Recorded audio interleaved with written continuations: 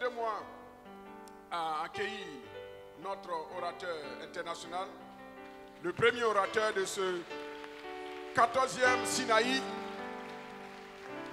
le révérend Emmanuel Kiemtore, l'un des pasteurs principaux de cette église. El Kabod, c'est la seule église atypique qui a plusieurs pasteurs principaux.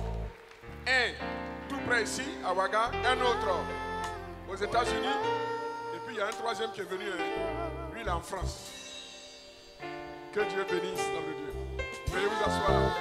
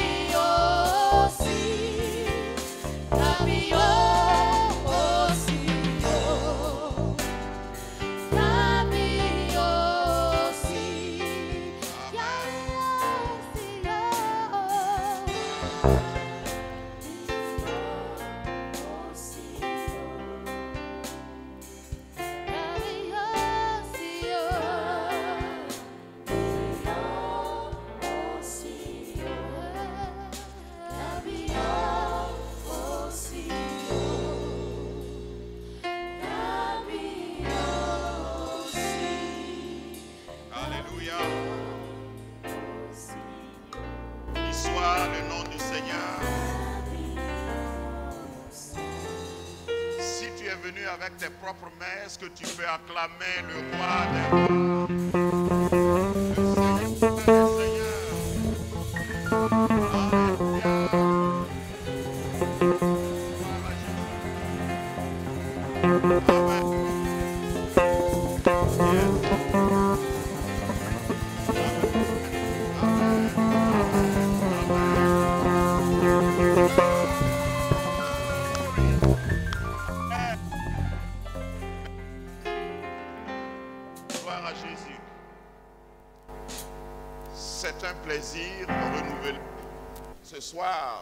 Encore Dieu est prêt.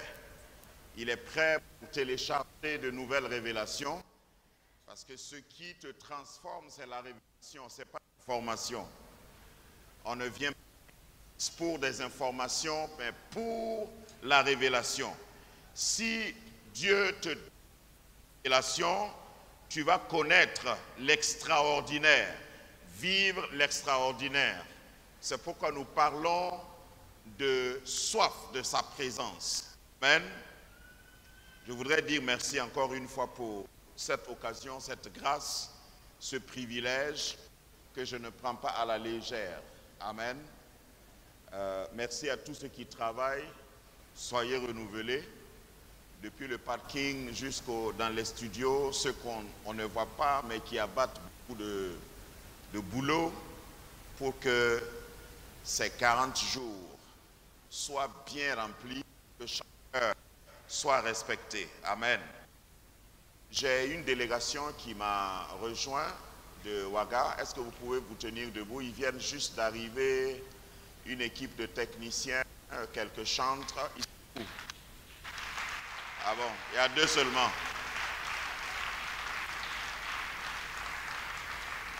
Les autres sont où? Ok. Il y a 6 personnes qui viennent de nous rejoindre, sont tenues à participer et nous vous renvoyons la balle. C'est-à-dire que quand le padre va organiser quelque chose dans son église, il faut que vous venez aussi. Par tous les moyens. Parce qu'il faut vous renseigner auprès d'eux. Ils ont bravé pas mal d'obstacles pour être là. Ils sont sortis de Ouaga depuis lundi matin. Et puis c'est maintenant, ils ont dû laisser même leur véhicule quelque part de toutes les dispositions que vous connaissez. Mais on va parler de ça ici. Amen. S'il y a des coupures, donnez-moi un autre micro parce que rien ne doit nous arrêter dans notre progression. Seigneur, nous voulons ouvrir nos cœurs à toi Nous voulons être tout unis. Nous voulons que tu nous enseignes et donne-nous des cœurs enseignables. Mets à ton esprit de nous visiter. Donne-nous d'être réceptifs à ta voix, à ta parole, à tes instructions. Ce soir, que ta Shekinah dans nos vies, que ton esprit vienne, contrôle. Seigneur, je te confie mon cœur, ma vie. Je te confie ce vase de terre afin que tu l'utilises comme tu le veux, comme tu l'entends, pour que ton peuple soit édifié au nom invincible de Jésus et que quelqu'un dise Amen. Nous avons depuis le premier jour commencé à parler de... Merci. Commencé à parler du plan de Dieu pour être présent dans nos vies. Dieu a toujours eu un plan de marcher avec l'homme. Comment le Dieu infini peut marcher avec le Dieu fini? Comment le Dieu céleste peut marcher avec l'homme terrestre? C'est lui-même qui a fait l'arrangement, il ne faut pas l'oublier. Dieu lui-même a fait l'arrangement pour marcher au milieu de son peuple. Et pour que nous puissions avoir sa présence, c'est lui qui a pris les dispositions. Ce n'est pas nous qui avons fabriqué, inventé, initié la marche de Dieu avec nous. Il ne faut pas l'oublier. Dieu, progressivement, a montré et démontré, d'abord par Moïse, qui a compris la pensée de Dieu. Lorsqu'il a dit « Je veux voir ta gloire », Dieu a dit « Tu ne peux pas voir ma gloire en tant qu'être humain.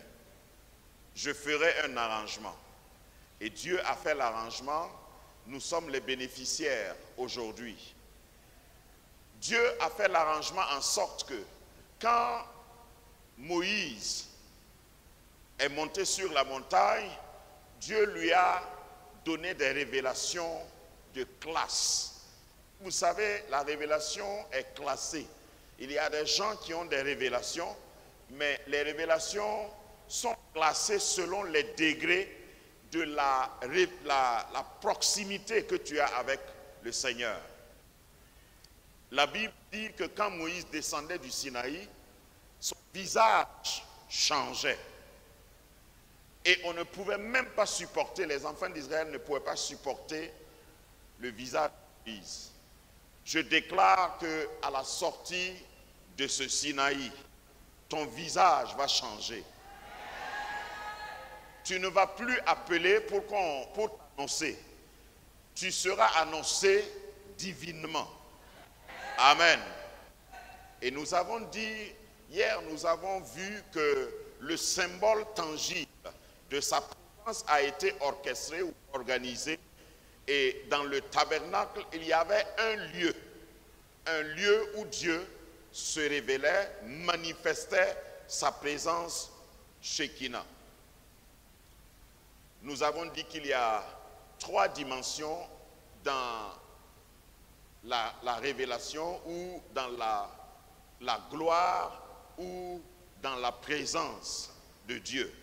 Il y en a qui définissent jusqu'à 4 dimensions, mais on dit la même chose, parce que quand la Shekinah vient en toi, dans notre temps, nous n'avons plus besoin d'avoir une arche, parce que c'est nous qui sommes le temple, nous l'avons vu hier, et c'est nous qui abritons la gloire de Dieu. La gloire de Dieu est en nous. Quelqu'un me dit Amen. La gloire de Dieu tabernacle en nous. Nous sommes maintenant le tabernacle ambulant de cette gloire, c'est-à-dire l'habitation ambulante de cette gloire. Mais j'ai annoncé hier que ce soir, parlant de la perte de la soif de Dieu, il y a des conséquences bien sûr quand vous perdez la soif de Dieu. Il y en a qui n'ont plus d'appétit pour les choses de Dieu. Ils n'ont plus soif de Dieu. Ils viennent à l'église, ils font les choses qu'ils font pour le Seigneur, mais ils n'ont plus vraiment soif. Et c'est grave quand vous perdez la soif de Dieu. Vous pouvez être dans l'église et ne plus avoir soif de Dieu. Vous pouvez même être serviteur, servante de Dieu et ne plus avoir la soif de Dieu. Il y a deux personnages que j'ai cités dans le message de ce soir, nous allons les voir. Moïse et David sont deux personnages qui s'intéressaient à deux choses différentes. La Bible dit que David cherchait la face de l'Éternel, il cherchait le cœur de Dieu, c'était un chasseur du cœur de Dieu. David cherchait la présence de Dieu, mais Saül cherchait la position. Donc c'était une position contre une présence. Vous pouvez chercher, si vous perdez la soif, vous pouvez courir après les positions, mais il n'y a plus la présence. Dis à ton voisin, ça c'est pas mon cas.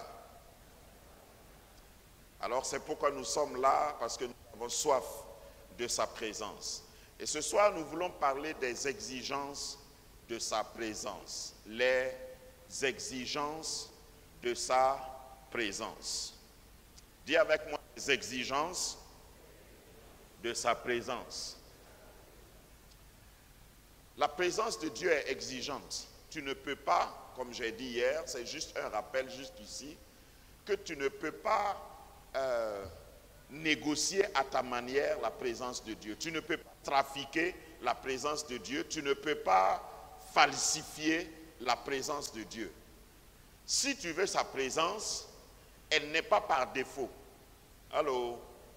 La présence de Dieu n'est pas par défaut. Il y a des obligations, il y a des exigences. La présence de Dieu est à dessein et non par défaut. Si tu veux sa présence, il y a des conditions à remplir, il y a des exigences que tu dois connaître et il faut les remplir avant d'avoir sa présence. Donc dans Exode 25, ce n'est pas notre texte de base, je cite en passant. Dans Exode 25, tout le chapitre 25, Dieu parle de la description de comment le tabernacle et les composants qui seront dans le tabernacle, les ustensiles. Et il a parlé au verset 21, Exode 25, 21, du coffre de l'alliance, ou si tu veux, de l'arche de l'alliance. L'arche de l'alliance avait un couvercle où il y avait des chérubins. Et leurs ailes se rencontraient. Et la Bible dit que c'était là. Dieu dit, c'est là, au verset 22, Exode 25, 22, c'est là que je vais vous rencontrer. Diapo 3, monsieur, pour que tout le monde suive. C'est là que je vais vous rencontrer. Donc Dieu, la Shekinah a une adresse. La Shekinah, comme j'ai dit, est géolocalisable. Ce n'est pas parce que tu es dans l'église, dans n'importe quelle église, que Dieu va se révéler à toi, que la Shekinah viendra à toi. Après avoir donné les détails, il dit c'est là. Est-ce que tu as un là? Allô? Si tu viens à l'église, est-ce que tu as un là? Là où Dieu te rencontre. Si tu es à la maison, est-ce que tu as un là? Si j'avais le temps, j'allais insister là-dessus. Il y a des gens qui construisent des maisons, mais ils n'ont pas un là. Ils n'ont pas un lieu où ils rencontrent Dieu. Ils ont un lieu pour leur voiture. Ils ont un lieu pour la cuisine. Ils ont un lieu pour s'occuper de leur corps, faire du sport. Ils ont un lieu pour regarder la télé. Mais ils n'ont pas un lieu où Dieu les rencontre. Allô? Au fait, je ne parle pas de toi, je parle de ton voisin.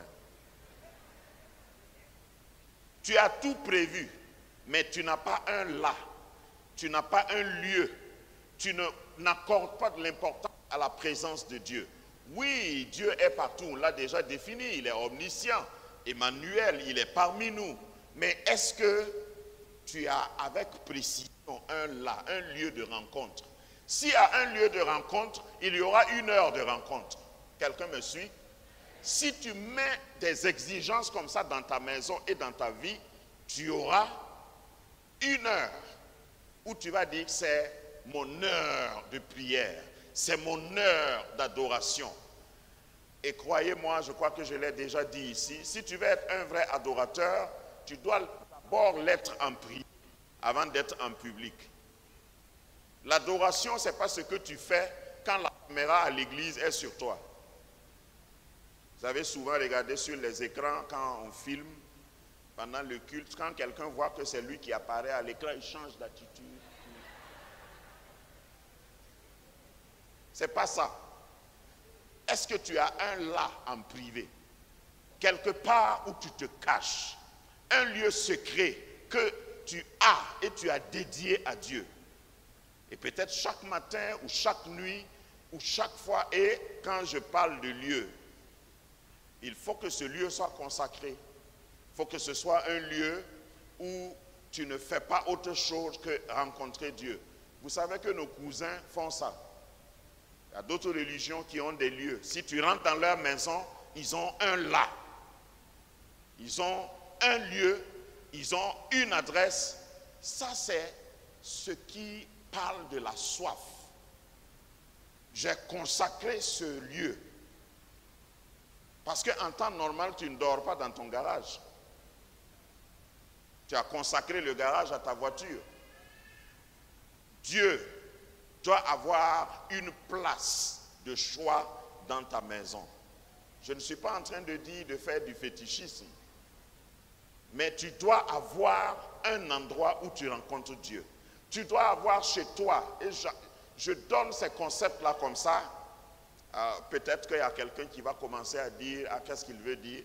Tu dois avoir ta chaise de prière dans ta maison. Tu dois avoir un banc de prière dans ta maison.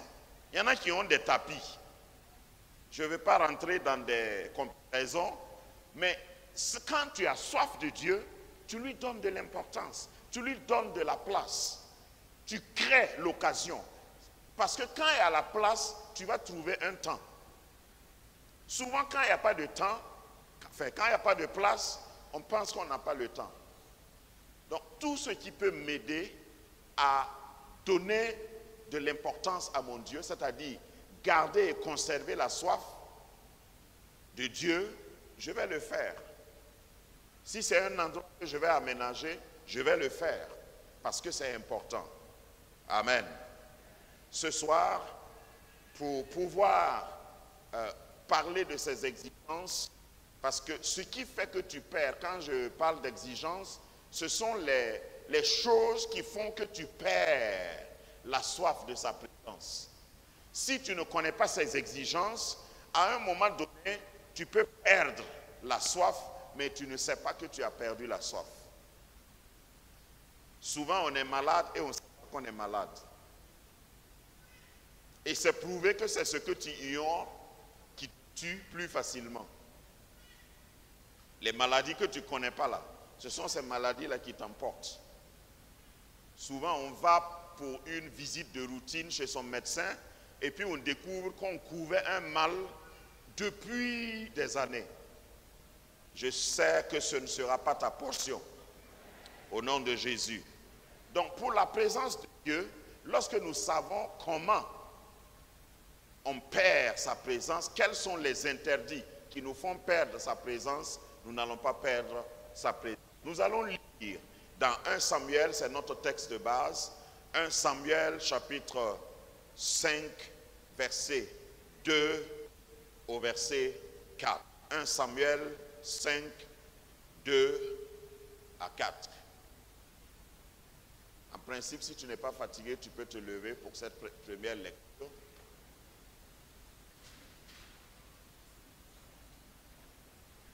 Les bonnes traditions, les bonnes pratiques sont à conserver. Il ne faut pas forcément dire, faut pas forcément rejeter tout ce qui est habitude ou tradition. Il y a des bonnes traditions qu'il faut conserver, telles que se lever par exemple pour la lecture du premier passage. Amen. Après s'être emparés de l'arche de Dieu, les Philistins la firent entrer dans la maison de Dagon. La placèrent à côté de Dagon. Dagon, c'était un dieu philistin. Amen. Le lendemain, les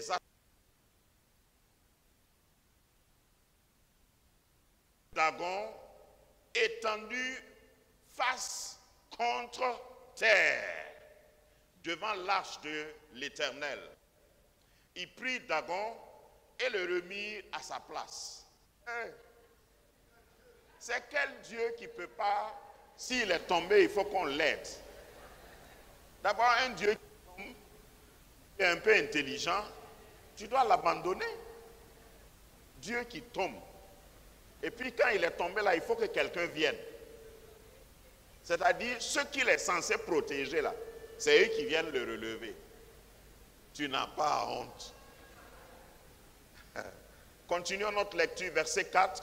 Le lendemain encore, donc ça faisait le deuxième jour, le lendemain encore, s'étant levé de bon matin, apparemment eux, comme je disais tout à l'heure, ils avaient une heure de rencontre avec leur Dieu, de bon matin. Hein? Faut pas négliger ça.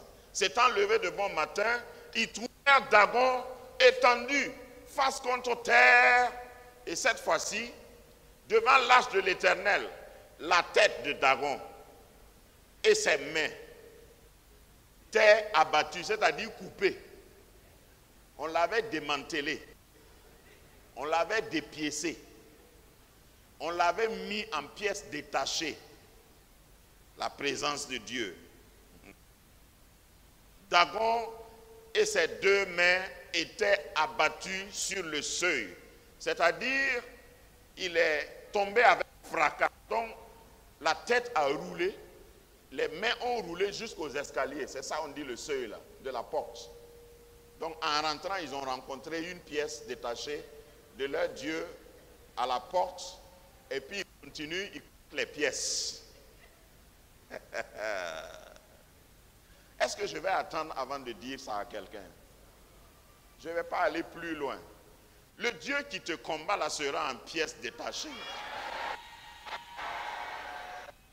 Le secret, c'est d'avoir la présence de Dieu. Si la présence de Dieu est en toi, est dans ta vie, la Shekinah tabernaclant en toi, l'Esprit de Dieu en toi, les idoles, les dieux de ta famille, même quand ils vont repérer là où tu es, et quand ils vont venir, ce n'est pas toi qu'ils vont voir, ils vont voir la gloire de Dieu, et ce qui va suivre, c'est un dégât. Parce que ça là, pour ressouder un Dieu dessoudé, c'est compliqué. Peut-être que celui qui avait fabriqué le Dieu là même n'était plus là. Lève la main droite et dis, la présence de Dieu me sécurise. Là où je suis, nulle puissance, présence ne peut me nuire. Je domine sur les idoles, sur les dieux païens. Je domine là où Dieu m'a placé. Je neutralise par la présence de Dieu ce qui s'attaque à moi. Acclame le Seigneur si les mains sont pour toi et reprends ta place. Amen. Alors, je vais seulement développer en 2 points parce qu'on peut aller jusqu'à plusieurs dizaines de points, mais à cause du temps, ce que je vais dire en 2 points pour parler des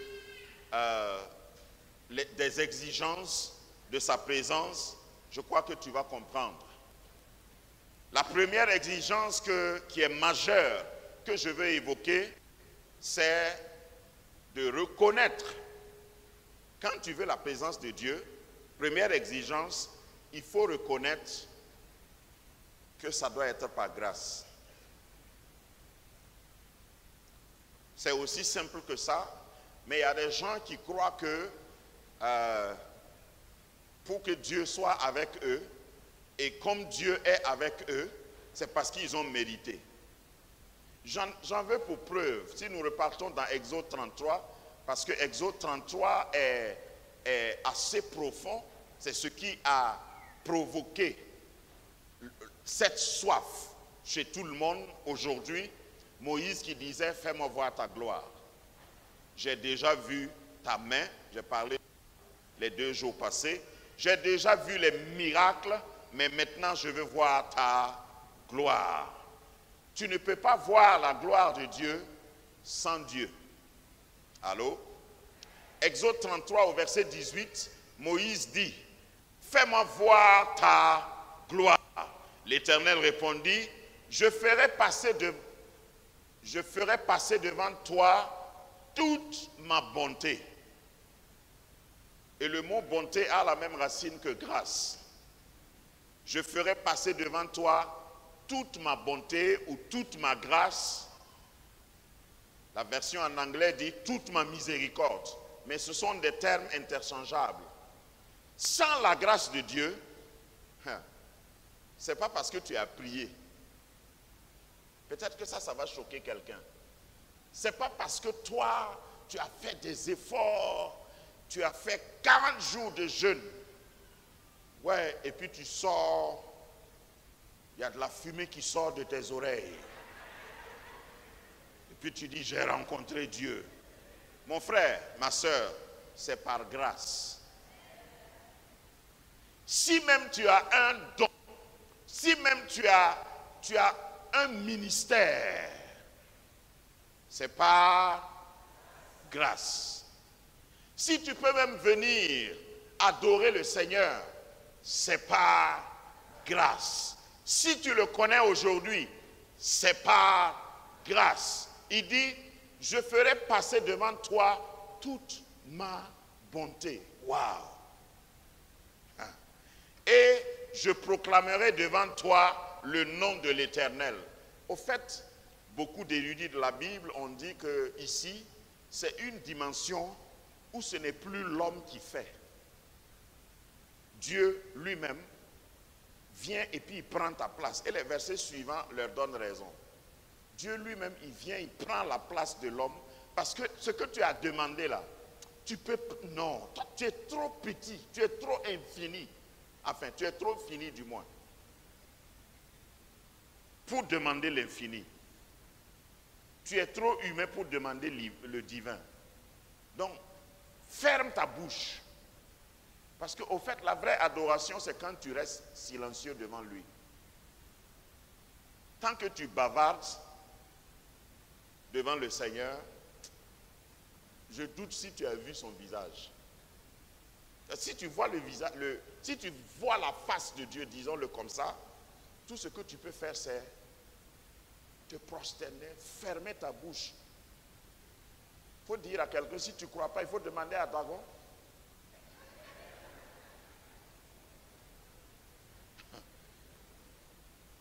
Dagon, un objet inanimé.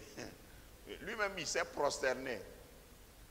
S'il pouvait parler, il allait dire à ceux qui l'ont relevé la première fois, là, pardon, pardon, laissez-moi par terre. Hein? Donc Dieu prend la place de Moïse, il dit, je vais proclamer mon nom. Je vais parler de moi-même. Parce que toi, ton adoration est petit. Ce que tu veux faire là, c'est trop petit. Laisse, je proclamerai mon nom. Hein? Je proclamerai devant toi mon nom, le nom de l'Éternel. Je fais grâce. Allô? Je fais grâce à qui je fais grâce. Je fais miséricorde à qui je fais miséricorde. Petite note d'explication. Parce que quand les gens lisent ça, ils croient que ça veut dire que Dieu choisit certains. Par exemple, dans cette église-là, ce n'est pas tout le monde il aime. Par exemple, il aime ton voisin et puis il ne t'aime pas. C'est pourquoi lui, il vient toujours avec un nouveau témoignage. Toi, tu es là depuis que Adam et Ève existent. Toi, tu n'as jamais rendu témoignage. Ce n'est pas ce que ça veut dire. Ce que ça veut dire littéralement, c'est que si je décide de faire grâce, je fais grâce. Et ça ne veut pas dire que je fais grâce parce que tu es juste. Je fais grâce à qui je fais grâce. Ça, c'est la première explication. La deuxième explication, de je fais grâce à qui je fais grâce, c'est que quand je fais grâce, toi tu dis quoi? Dis à ton voisin, Dieu gracier. Toi tu dis quoi même? Parce que je vous assure, je vous ai souvent dit ici que j'ai grandi dans l'église. Si tu t'amuses dans certaines églises, ce n'est pas ici, hein. Il y a des gens qui veulent envoyer des messages à Dieu pour dire, Seigneur, ferme la porte de la grâce à ce frère. Il ne mérite pas ça. À eux, il faut dire simplement, Dieu fait grâce à qui il fait grâce. Donc, c'est la grâce de Dieu qu'il faut reconnaître en premier. Sans la grâce est la première exigence. Si tu n'es pas sous la grâce, il ne faut pas parler de Dieu, de voir son visage. Ce n'est pas possible. C'est Dieu qui a choisi Moïse, mais Dieu jugeait que Moïse n'était pas prêt pour voir sa face. Je fais grâce à qui je fais grâce. Je fais miséricorde à qui je fais miséricorde. Quand je veux faire grâce, je fais grâce. Quand je veux faire miséricorde, c'est vrai, le frère a péché, mais je fais miséricorde. C'est vrai, ne me cherchez pas, mais je fais miséricorde. C'est vrai, il ne mérite pas ça. Tu as des raisons que tu peux citer devant moi, mais je lui fais grâce. C'est ce que Dieu veut dire. La deuxième explication relève de la souveraineté de Dieu. Dis avec moi souveraineté. Ouais, c'est un vieux mot français, mais qui n'est pas modé. Souveraineté veut dire que quelqu'un qui a le pouvoir de décider par lui-même. Il ne consulte pas le comité de l'église. Il ne consulte pas le bishop. Dieu est souverain. Dis à ton voisin, Dieu ne va pas te consulter avant de me bénir. Il y en a qui ne croient pas à ça. Voilà. Ceux qui n'ont pas dit là, attendez prochainement. Pour vous, là, est passé. Donc, il y a des moments comme ça dans le message. Il faut capter. Voilà. Je ne vais pas dire ça. Tu attends que je répète plus. Il fallait suivre. Quand Dieu décide de faire grâce, ce n'est pas le résultat d'un scrutin. Nous tous, nous avons voté vraiment. Le docteur Bangoré, il a beaucoup travaillé. Donc, on va changer les pneus de sa voiture.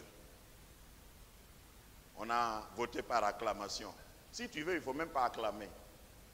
Si Dieu fait grâce, toi, tu vas gréver. Tu vas voir le peuple prospérer. Tu vas voir la personne avancer sans que tu n'aies quelque chose à dire. Oh, j'aime ce Dieu-là. C'est pourquoi faites pour ne pas perdre sa présence. Je fais grâce à qui je veux. Regardez, moi, je suis le premier à témoigner. Moi-même dans ma vie, il y a beaucoup de choses. Quand je m'assois, je médite. Je dis, mais d'où est-ce que moi-même je viens? Parce que je sais d'où je viens. Je n'ai pas peur de passer, je ne le cache pas. Je viens d'une famille. Et puis j'aimais les passages, enfin, c'était un peu le contexte dans lequel on était. J'aimais les passages. Par exemple, dans Matthieu 5, on dit, heureux les pauvres en esprit. Ce sont des passages de consolation pour les pauvres. Hein? Je suis né, nous on était pauvres, et les pauvres dans notre quartier nous appelaient pauvres.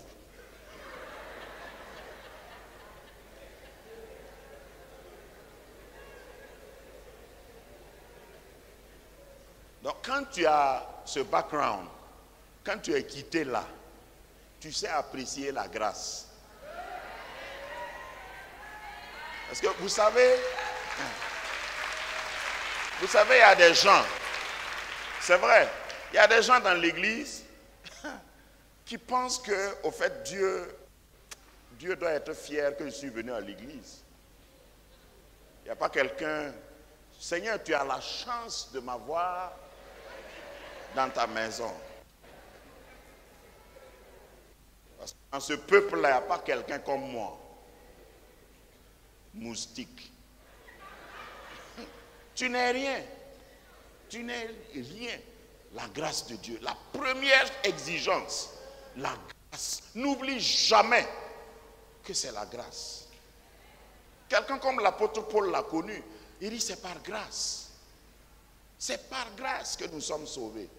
Quand il parle de lui-même, il dit, il est venu sauver les pécheurs dont je suis le premier. Je me considère comme le premier des pécheurs. Mais regardez les dons, regardez le dépôt que Dieu a mis en Paul. Est-ce que tu connais ça? J'ai appris que c'est ça le secret. Il y a des moments, quand Dieu m'utilise d'une façon exceptionnelle, parce que ça arrive, après un message, je cours dans mon bureau, je referme la porte et je me couche à même le sol. Je dis, qui suis-je? C'est ça la grâce. Donc, quand tu veux la présence de Dieu, il ne faut pas t'enorgueillir. Il ne faut pas tomber ta poitrine, venir dire, Seigneur, toi et moi, tu sais qu'on court chaque fois.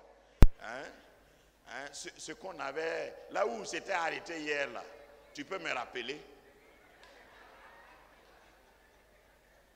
Non, il y a une certaine arrogance qui nous prive de la présence de Dieu. Comment Dieu est quelque part et puis toi tu es debout, Dagon. Couche-toi. Et si tu ne veux pas le faire, on te met par morceaux et puis tu vas... Non, je ne parle pas de toi, je parle de Dagon. Verset 20 de Exode 33, l'Éternel dit, tu ne pourras pas voir ma face, car l'homme ne peut me voir et vivre. Est-ce que ça contredit 2 Chroniques? Si mon peuple, sur qui est invoqué mon nom, prie, s'humilie, prie et cherche ma face.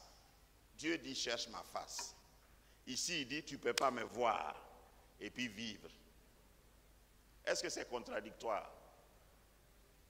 Jérémie dit, si vous me cherchez de tout votre cœur, vous me verrez. Je me laisse trouver par celui qui me cherche. Tous ces passages-là, est-ce que c'est contradictoire? Dieu lui-même dit ici, tu ne peux pas me voir et vivre. Dans ma méditation, la pensée que j'ai reçue, c'est que si tu vois Dieu, c'est obligé que tu meurs. C'est une exigence. Il faut mourir en toi-même. C'est ce que ça veut dire. Ce n'est pas que Dieu va t'éliminer. Mais la présence de Dieu fait que tu meurs en toi-même. Ce n'est plus moi qui vis. C'est Christ qui vit en moi. J'abandonne tout ce qui est mien. Je laisse Christ transcender. C'est ça ce que ça veut dire. Ça ne veut pas dire que Dieu va te tuer. Quoique, dans une certaine mesure, sa présence peut te tuer. Ah oui? Ça c'est quand tu n'es pas en Christ, quand tu ne marches pas, et je parlerai de ça certainement demain. Le protocole de la présence de Dieu commence par la sainteté. Ça c'est juste pour te donner un avant-goût. Je vais parler du protocole de la présence de Dieu. Aujourd'hui, nous parlons des exigences de la présence de Dieu. Donc, tu ne peux pas me voir et vivre. Donc, je vais faire un arrangement. Suivez mon raisonnement. L'Éternel dit, verset 21, « Voici un lieu près de moi. Tu te tiendras sur le rocher. » Je suis toujours sur la grâce là. Tu te tiendras sur le rocher. Et ce rocher, je n'ai pas le temps de détailler, ce rocher c'est Christ. En dehors de Christ, tu ne peux pas voir sa présence. Non. Il y a beaucoup de religions. Il y a des gens, regarde, il faut que je te dise ça. Il y a des gens qui jeûnent plus que toi. Mais qui ne connaissent pas Christ. Ils jeûnent jusqu'à ils font carême. Parce que jeûne et carême, ce n'est pas la même chose. Si tu viens après-demain, je vais t'expliquer ce que ça veut. Bon, la différence. Si j'ai le temps. Ce n'est pas parce que toi, tu t'es mortifié. Ce n'est pas parce que tu as tiré ton visage long. Ce n'est pas parce que tu ne souris plus. Parce qu'il y a des chrétiens comme ça. Je ne sais pas si vous avez remarqué. Quand tu leur dis bonjour, ils disent Alléluia. Mais c'est quoi? Ce n'est pas parce que toi, tu vas te coincer. Il y a des chrétiens, c'est vrai, hein, entre nous, il y a des chrétiens qui ne donnent pas envie. Quand tu les vois, tu as peur d'être chrétien. Toujours une mine tirée. Même quand ça fait rire, il dit seulement si on voit tes dents, c'est quoi? Hein? Dis à ton voisin, souris un peu. Donc, ce n'est pas parce que tu vas fournir des efforts, transpirer, jeûner jusqu'à devenir comme un spaghetti. Ce n'est pas ça qui va t'accorder accès à sa présence. Non, c'est quand tu connais Christ. C'est quand tu acceptes l'œuvre achevée de Christ. Le jeûne est important. J'ai besoin de jeûner. Le jeûne est une discipline spirituelle. C'est moi qui ai besoin de jeûner. Dieu n'a pas besoin de mon jeûne pour agir. Il y a des gens parce qu'il y a des gens qui croient, ils sont spéciaux, que quand ils jeûnent là, ils aident, ils donnent la force à Dieu. Dieu est en panne, donc je vais jeûner pour l'accompagner. De quel Dieu nous on parle? Non, je jeûne, je veux discipliner mon corps. Je veux soumettre mon corps à l'exigence de l'esprit. Mon corps me dit, c'est l'heure de manger. Je lui réponds pas mon esprit. Non, c'est l'heure de prier. Et regarde, si tu jeûnes sans prier, c'est ça qu'on appelle carême. Parce qu'il y a des gens qui jeûnent toute la journée, là, ils crachent seulement. Hein? Et puis, ils ont une mine allongée. Jésus a déjà réglé ça dans Matthieu 6. Ça, là, c'est pas ce que... Et dans Ésaïe 58, que le serviteur de Dieu, Jacques, répétait tout à l'heure. Il y a un jeûne que Dieu recommande. Il y a un autre jeûne, tu as souffert pour rien. C'est mieux de manger. Au bout de ton jeûne, tout le monde sait que tu as jeûné puisque tu insultais, même en circulation. Tu insultes les parents des gens jusqu'à la maison parce que tu as jeûné. Ça ne veut rien dire. Hein? Mais ça, c'est un autre enseignement. Tu pourras tirer les leçons ou les enseignements dans Matthieu chapitre 6. Il y a une manière, j'appelle ça le protocole de la prière. Hein? Jésus a donné comment il faut faire. Que Jésus lui-même donnait l'exemple, le modèle. Il dit, il y a un rocher. Le rocher, c'est Christ. Ne cherche pas la face de Dieu en dehors de Christ. Si Christ n'est pas en toi, tu ne peux pas voir Dieu. Nul ne peut venir au Père que par Christ. Par moi, dit Jésus. Verset 22, quand ma gloire passera, je te mettrai dans un creux du rocher. Il faut que Christ te protège. Sinon, la gloire de Dieu est trop lourde pour toi. La gloire de Dieu est une pesanteur. Et tant que tu n'es pas protégé, enveloppé par Christ, je parle des exigences de sa présence. Tant que tu n'es pas enveloppé dans ce rocher, ça va être difficile. Tu ne peux pas voir la gloire de Dieu et vivre. Et vous voyez que c'est Dieu qui prend l'initiative. Il dit, je vais faire tout cet arrangement-là pour que toi tu puisses voir. Et même là, je vais mettre un bémol parce que quand ma gloire passera, je te mettrai dans un creux du rocher, je te couvrirai par ma main jusqu'à ce que tu passes. C'est pourquoi je disais dimanche, C'est ça dans un film. Sur les mots de texte. Tu veux tracer un scénario. Dieu dit, je vais passer. Mais je vais te mettre dans un rocher. Je vais te couvrir par ma main. Et quand je vais finir de passer, ta main est où? Toi-même, tu es où? Tu raisonnes comme ça parce que tu es humain. Pour dire que tu ne peux pas cerner Dieu. Si ce monde à toi, c'est par pure grâce. Encore une fois, c'est par pure grâce. Tu me verras par derrière, mais ma face ne pourra pas être. Beaucoup de théologiens avec qui je suis quand même un peu d'accord parce qu'il y a des circonstances atténuantes quand on considère les textes dans leur contexte.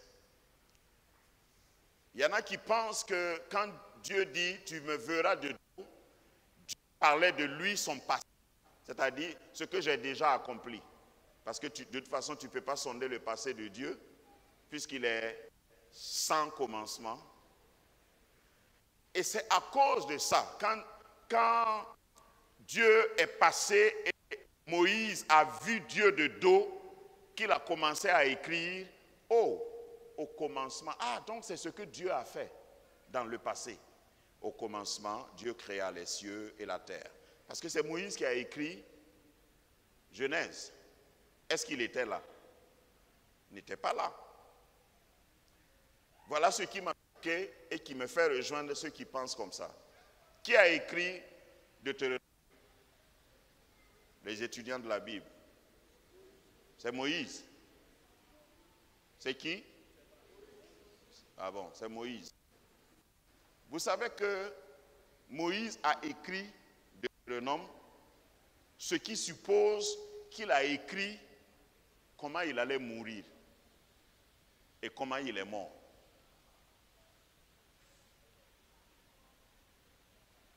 Je laisse ça descendre un peu parce que c'est lourd.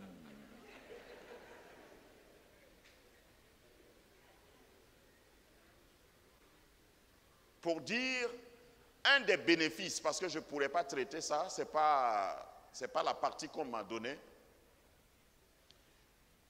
Quand tu lis Deutéronome et tu vois comment on a décrit comment Moïse est mort, il y a une autre école qui pense que c'est Josué qui a complété.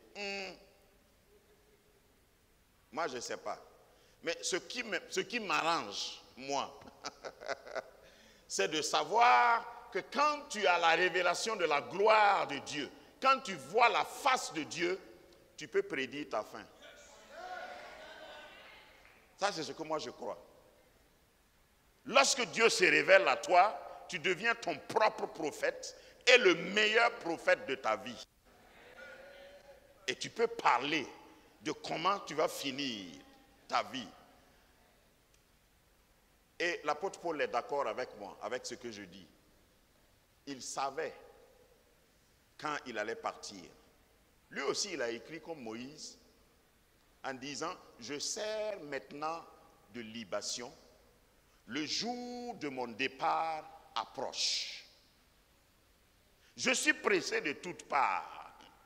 Je voudrais être avec le Père dans la gloire.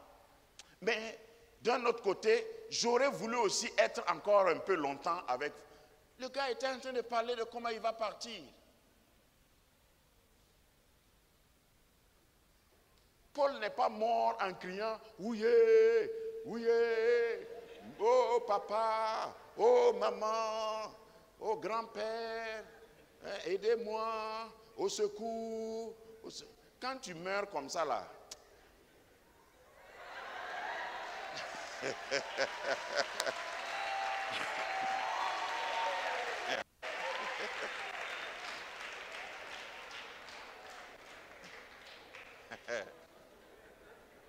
alléluia.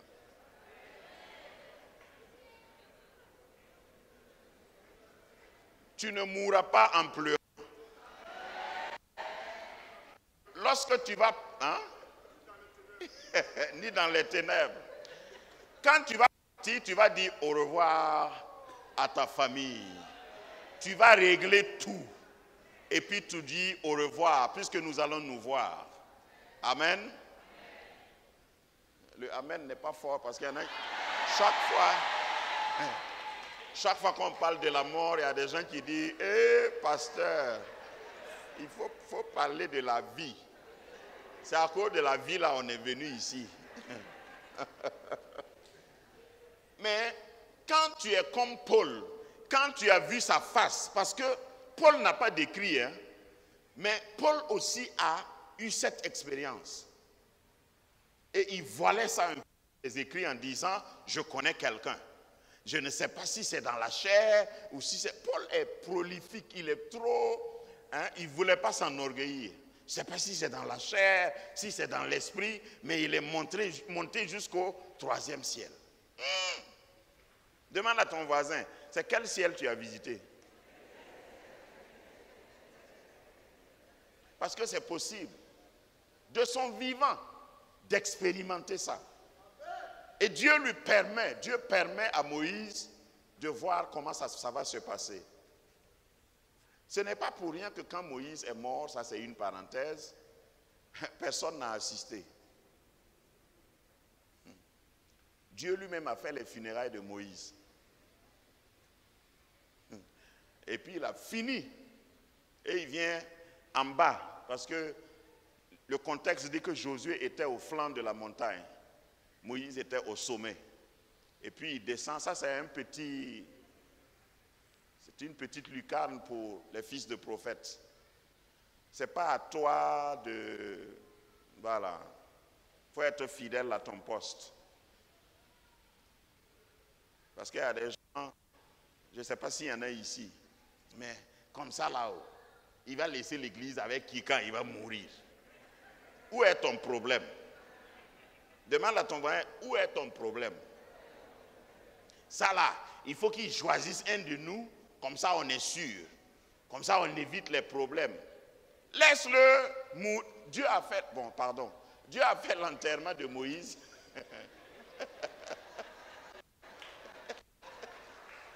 Hein? Josué était au flanc de la montagne et c'est comme si Dieu descend et dit, hey, parce qu'il l'attendait fidèlement. Il ne sait même pas que son maître qui est monté là ne descend plus, puisqu'il montait et il descendait. Et dans mon imagination, c'est certainement Josué qui faisait les courses de Moïse. Josué! Et puis il répond, oui maître, monte. Et puis il monte. Et puis il faut aller dire à madame, Moïse était marié, frères et sœurs. Il faut aller dire à madame de regarder sous le coussin là. J'ai laissé 5000 francs là-bas, il n'a qu'à prendre ça pour le gaz. Ou bien toi tu n'as pas encore été dérangé parce qu'on a dit gaz est fini.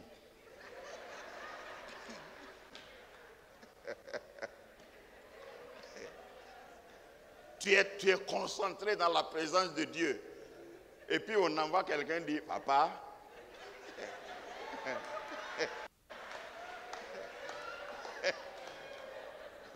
maman dit que le gaz est fini.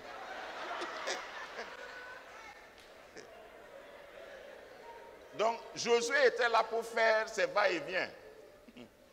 Donc le petit ne savait pas que son maître est mort, enterré. Et puis on ne voit pas où il a été enterré. Et Dieu descend maintenant, il dit, Josué, certainement qu'il croyait que c'était encore Moïse. Et puis il lui dit, Josué 1:1, Moïse mon serviteur est mort. Toi, lève-toi, c'est toi qui vas conduire le peuple. Amen.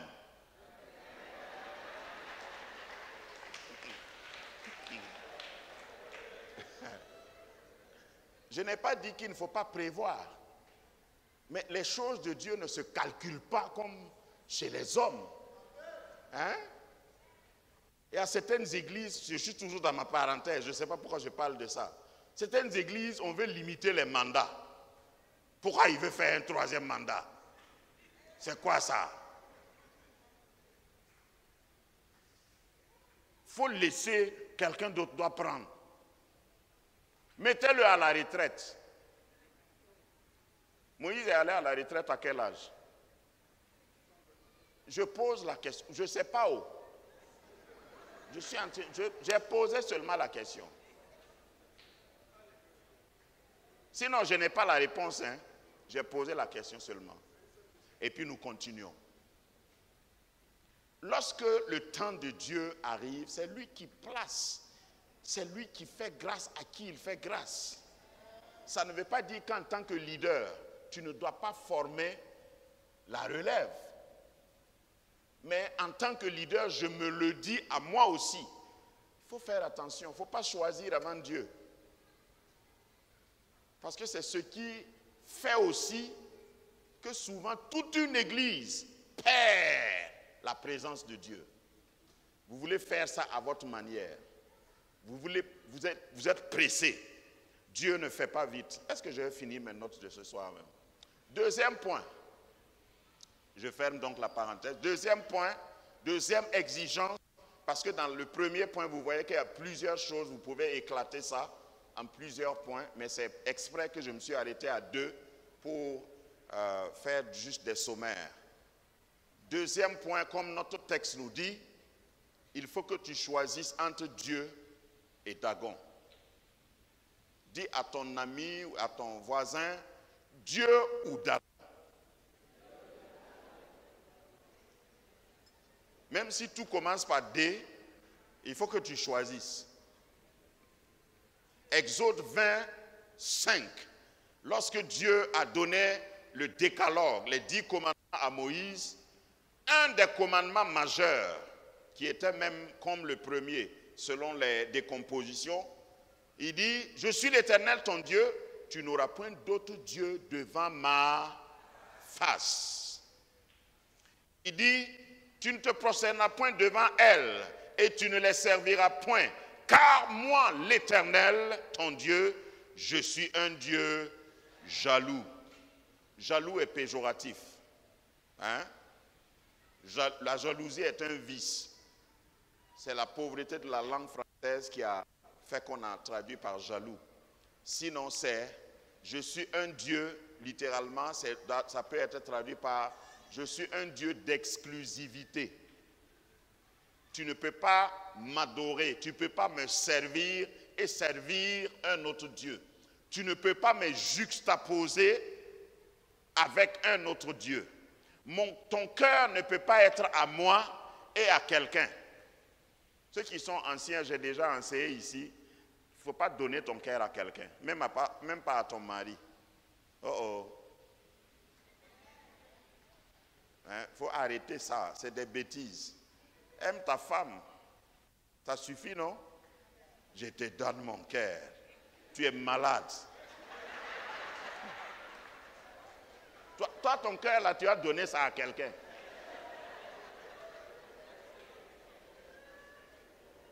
Il va jouer au ballon avec ça. C'est à cause de ça, après, tu reviens, je suis brisé. Mais si tu gardes, le livre de Proverbes dit, garde ton cœur, plus que toute autre chose. Chérie, je t'aime, mais je garde mon cœur.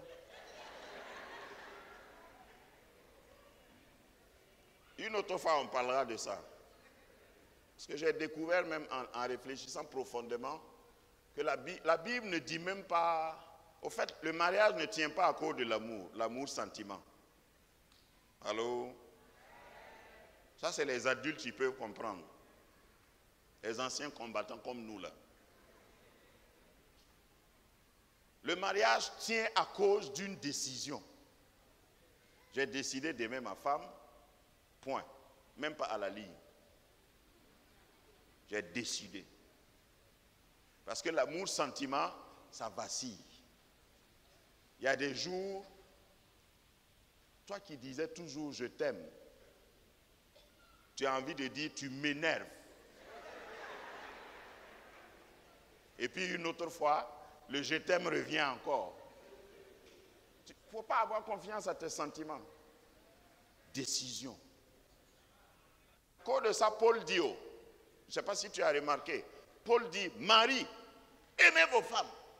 C'est un commandement.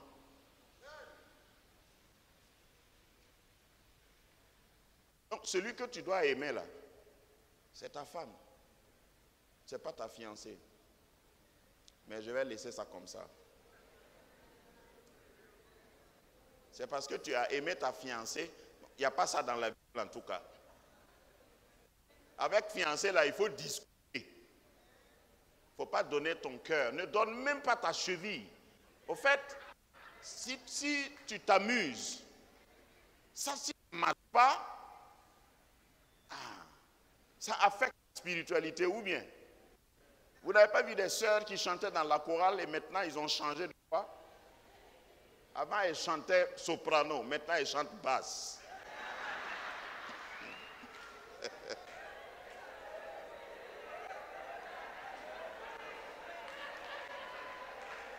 Donc moi l'Éternel, je suis un Dieu jaloux, un Dieu d'exclusivité. Tu ne peux pas me loger avec Dagon. Et ça a toutes sortes d'implications et je sais que vous êtes assez instruits dans la Bible pour déterminer. Dans ta vie, il ne faut pas mettre Dieu avec Dagon. Il ne faut pas mettre Dieu avec une idole. Dieu veut l'exclusivité de ta vie. Seigneur de tout, il n'est pas Seigneur du tout. Dieu ne doit pas être une chose que tu cherches. Dieu doit être celui que tu cherches pour avoir toute chose. Parce que si tu mets Dieu à aujourd'hui là, parce que si vous regardez quelquefois, nous-mêmes, nous nous condamnons. Aujourd'hui là, c'est pour Dieu. Dimanche, c'est pour Dieu.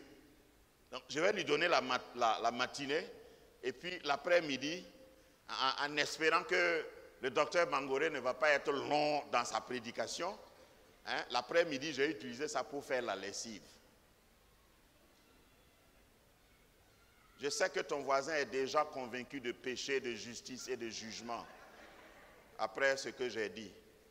Dimanche, pour certains, c'est le jour de lessive. Pour d'autres, dimanche après-midi, c'est pour aller à la plage. Donc, ils ont donné une partie à Dieu. Est-ce que c'est une partie que Dieu veut? Le passage dit quoi? Dieu veut quoi? Il veut tout. Si tu ne lui donnes pas tout, c'est que tu n'as pas rempli l'exigence. Tu n'as pas rempli la condition. Dieu veut tout. Ça ne veut pas dire qu'il faut venir dormir à l'église. Allô? Mais dans tout ce que tu fais, Dieu doit occuper toute la place. Je n'ai pas dit la première place. À l'école de dimanche, c'est ce qu'on nous a appris et c'est ce que nous répétons dans nos prières. Oh Seigneur, prends la première place. Les autres places, là, tu as donné à qui? Seigneur, prends toute la place. C'est ça la vraie prière. Je suis un Dieu jaloux. Seigneur, tout t'appartient. Je ne peux pas te mettre à côté de Dagon. Je refuse de te comparer à un autre Dieu. Je refuse de diviser ma vie en sections. Seigneur, commande toute ma vie. Dieu d'exclusivité. Dans les détails, et je termine par là, c'est comme une application parce qu'il faut qu'on l'applique à nos vies aujourd'hui. 2 Corinthiens 6,14 nous dit, ne vous mettez pas avec les infidèles sous un joug étranger. Car, quel rapport y a-t-il entre la justice et l'iniquité? Ou qu'y a-t-il de commun entre la lumière et les ténèbres? Quel accord y a-t-il entre Christ et Bélial? Quelle part le fidèle a avec l'infidèle? Ça, c'est même comme une mise en garde. Le joug, c'est tout ce qui te lie à quelqu'un, à quelque chose. Un joug, c'est un attelage. Un joug, c'est quelque chose qui t'oblige à marcher au même rythme, à la même vitesse que quelqu'un avec qui tu es lié. Ce n'est pas seulement dans le domaine du mariage, mais même dans le domaine des associations. Fais attention. Ne te mets pas avec les infidèles sous un joug étranger. N'entre pas en alliance avec quelqu'un d'autre. Je suis content parce que ce ministère, cette église, pratique le combat spirituel. Parce que souvent, après ta conversion, il faut que tu te sépares avec certains jougs. Je sais et je suis conscient que ce n'est pas tout le monde qui veut accepter ce concept. J'ai toujours illustré ça simplement. À cause du temps, je ne peux pas aller plus loin. Vous savez, Jésus a ressuscité plusieurs personnes. Une des résurrections les plus marquantes, des miracles de résurrection que Jésus a opérés, c'est quand il a ressuscité Lazare. Est-ce qu'il y a quelqu'un qui s'appelle Lazare ici? Lazare est resté 4 jours dans le tombeau. Quand Jésus est arrivé devant la tombe de Lazare, il a simplement rendu grâce et puis il a dit d'une voix forte, « Lazare, sors !» Le récit dit que Lazare s'est levé et puis il sortait en balançant les bras. C'est ça? Il est sorti comment? Lié. Certainement, il est sorti comme ça. Non, comme ça. Lié. Mais il était ressuscité, non? Tu peux être ressuscité et lié. Et Jésus dit, déliez-le et laissez-le aller.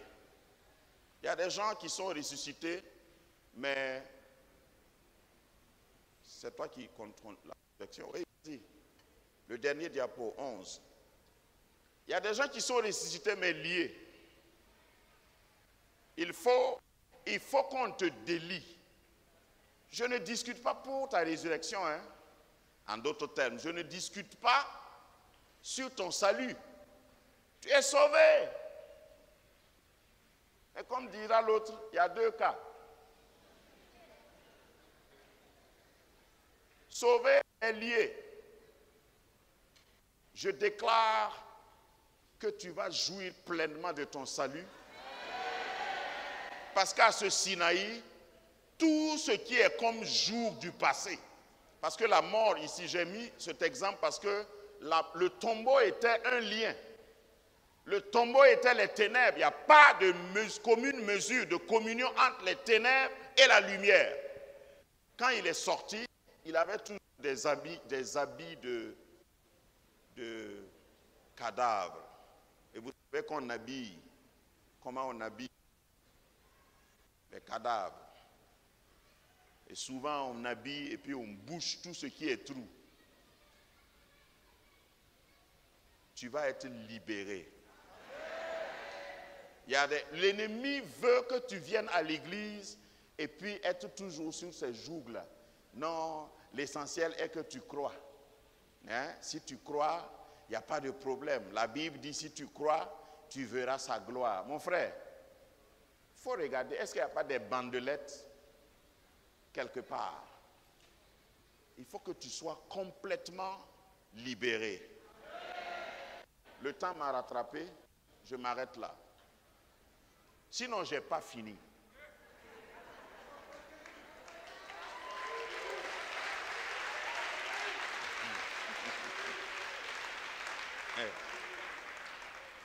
Et si tu veux, je ne suis même pas fatigué un peu même. Mais on va s'arrêter parce que demain à 6 heures, on doit être encore là. Ne vous inquiétez pas. Au fait, le bon enseignement laisse la place au Saint-Esprit pour compléter. Reste tranquille, il n'y a rien. Dis à ton voisin, reviens sur terre. Voilà.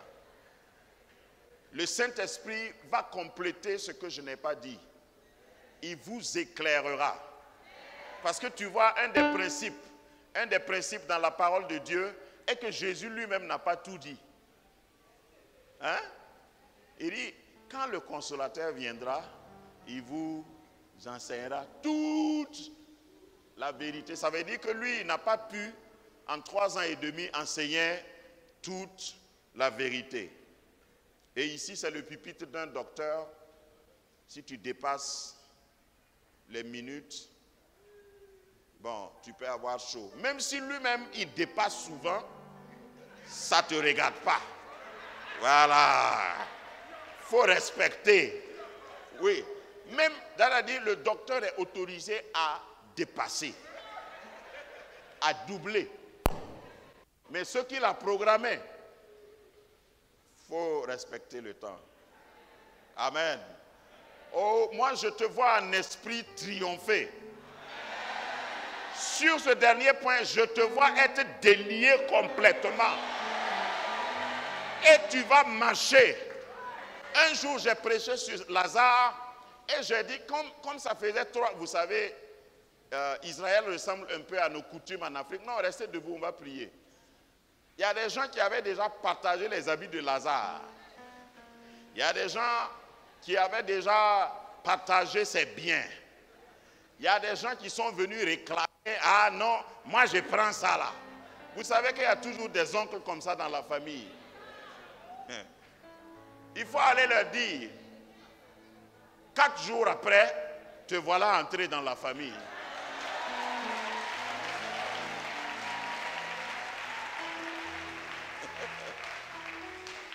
Certainement, Lazare est arrivé à la maison, il ne voit pas son divan. Et puis il dit, qui a pris ma chaise là? Et puis on dit, c'est ton tonton qui est à va, voilà. Il faut lui dire de ramener ça. Ah. Qui a dit à ton ennemi que tu ne vas pas ressusciter? Qui lui a dit que tu n'auras pas une voiture? Qui lui a dit que ta santé ne sera pas rétablie? À ce Sinaï, tu vas tout récupérer. Regarde, ce n'est pas quelqu'un qui va t'amener ça. Toi-même, tu vas marcher. Tu seras délié, tu seras libéré, parce qu'il n'y a pas de commune mesure entre les ténèbres et la lumière. Je déclare que tu es dans la lumière. Je déclare que sa gloire luit sur toi. Ésaïe 60, je déclare sur ta vie que tout ce que l'ennemi a volé, il te le rendra. Je déclare sur ta vie que tout dagon dans ta vie sera abattu et démantelé. Tu entres en possession de tes biens. Tu récupères tout au nom de Jésus. Sa grâce t'amène à une autre hauteur. Tu verras sa face. Et à cause de sa face qui luit sur toi, ton visage luira. Ton visage brillera. Acclame fort le Seigneur. Alléluia. Amen.